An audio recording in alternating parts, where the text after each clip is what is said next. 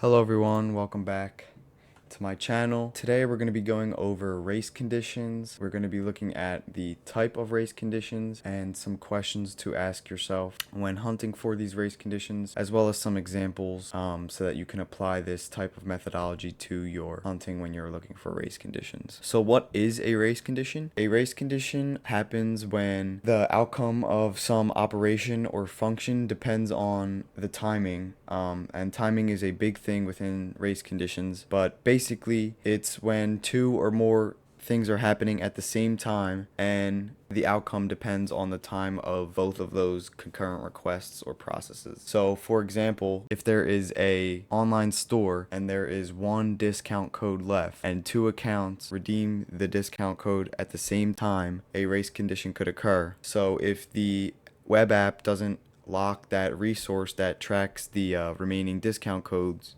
both of the users could apply the code to their orders, therefore breaking the logic of the web app, and that could lead to financial losses for the store or just a poor user experience in general. So what are the types of race conditions? I'll be focusing on two types of race conditions.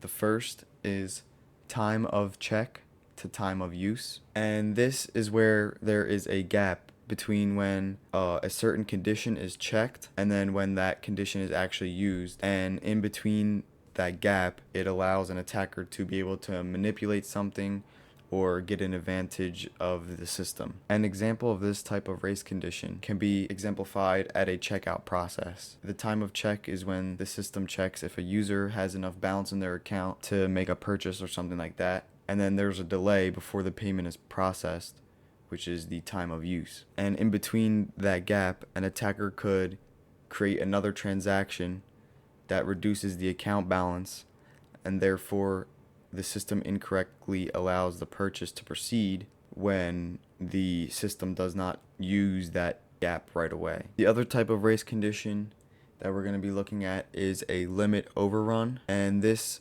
type of race condition happens when multiple processes or functions try to access or modify a shared resource at the same time without proper synchronization, and this can lead to the resource or numbers being exceeded. So this one is like the example I gave earlier, when users can redeem a limited amount of promotional codes and the users redeem that code at the same time. They're overrunning the limit of those discount codes, leading to financial losses or hurting the company in general. Okay, now for some questions to ask yourself when you are hunting for these race conditions within web applications. So a good question to ask when you're looking at applications that manage users or that have certain limits with their paywalls or something like that is, should I be allowed to add another one of blank? So if the web application only allows for 5 users to be added within their free plan, should you be allowed to make the application add 6? And you can do this by using Turbo Intruder or a single packet attack, which we will look at later. Another question to ask when you are looking at sensitive applications or really hardened down applications is, can you break the analytical information or the research information, and can you inflate these data points, the critical data points? I recently found a race condition in a application that works with mental health and psychology at a research institution, and I was able to break their analytical data by using a race condition, so they were able to upgrade the severity because it was impacting their research data. Now, a very important question to ask, this one can help you a lot in finding valid security vulnerabilities, is using a race condition to bypass a rate limit. Now, if you are trying to do something quickly within an application but not using a race condition, you may hit a rate limit.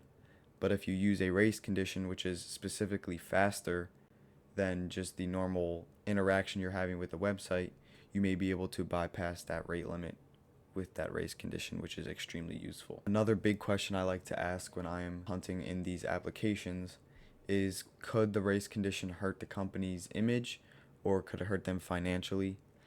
Financially is a big aspect for some companies when they depend on this money to keep that company alive, specifically within software as a service or something like that, where that recurring money is what actually supports the business, and that would be able to lead to financial losses, which the companies will take seriously and reward you for. This one is just like the one earlier. This question is just like the question earlier. By bypassing restrictions placed by systems or payment tiers, like should I be able to add another user, which is outside of this payment tier. So basically, this question encompasses all of those questions about hurting a company financially or being able to add other users, which is a limit overrun race condition. And last but not least, my newly last but not least is, can we use a single packet attack to defeat a defense made by a normal race condition that was maybe slower?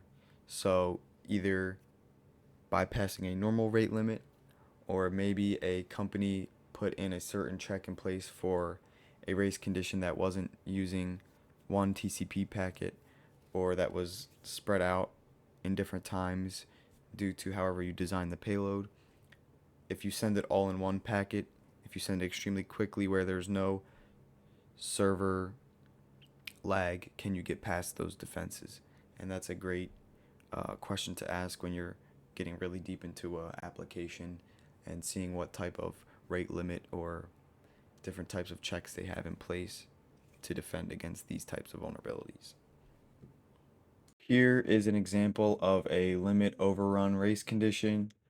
This was in an application that allowed users to create zones for advertising, and each of these zones would get paid a certain dollar amount once those advertisement KPIs were hit. And as you can see, I was able to use a race condition to duplicate one of the zones, therefore allowing me to get paid twice for just one zone. And this would obviously hurt the company financially, and this is why it was paid out and fixed within a short time. Now, here was a race condition where I was able to bypass a rate limit using a race condition. As you can see, the header says that I've only used 20 of the requests for the rate limit that was remaining, but I was actually able to send around 80 requests within that time, so the rate limit missed 60 of those requests. Thank you for watching this introduction to race conditions and some tips and tricks on finding them. I hope you enjoyed the video. If you would want to see any of my other content or any of my links, the QR code in the top right will redirect you to a page where you can view any of those, as well as a donation link if you wanted to help support me so I can be able to create more videos like this. Thank you and have a good day.